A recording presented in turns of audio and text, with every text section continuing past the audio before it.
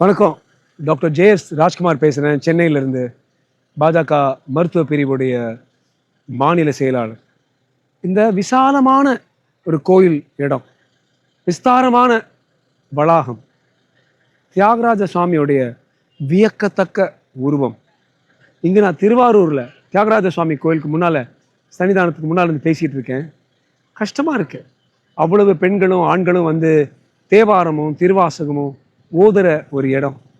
ஆனால் இந்த இடத்துல கடந்த 40-50 வருடமாக 1000 கோயில்களை நான் இடித்து காட்டுறேன் இந்த பிரகடனம் செய்கிற ஒரு டி.ஆர். பாலுவுடைய திராவிட முன்னேற்ற கழகமோ, ஆண்டவனுங்கிறதே இல்லை, கடவுளுங்கிறதே இல்லை சொல்கிற ஒரு கம்யூனிசம் சிபிஐயும் இவங்க மட்டும்தான் இடத்த பிடிச்சி ஆளுமை செஞ்சிட்ருக்கிறாங்க.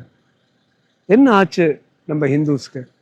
ஏன் நம்ம கோயில்களை காப்பவர்களுக்கு ஏன் நம்ம வந்து வாக்களிக்க முடியாது? ஏன் பெண்களை காப்பவர்களுக்கு வாக்களிக்க முடியாது?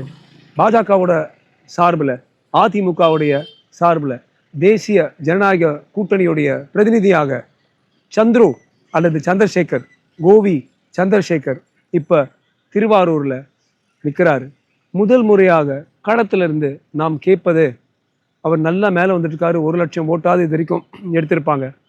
கொஞ்சம் திருவாரூர் மக்கள் மனசை வச்சாங்கன்னா ஒரு மாற்றத்துக்கு, ஏமாற்றம் இருந்த இடத்துல மாற்றம் கொண்டு வந்து ஒரு நல்ல ஆன்மீக ஆளுமை இங்கே கொண்டு வருவோம்.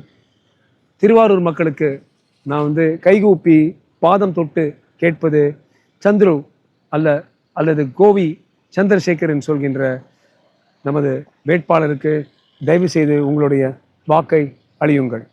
ஓம் நம சிவாய.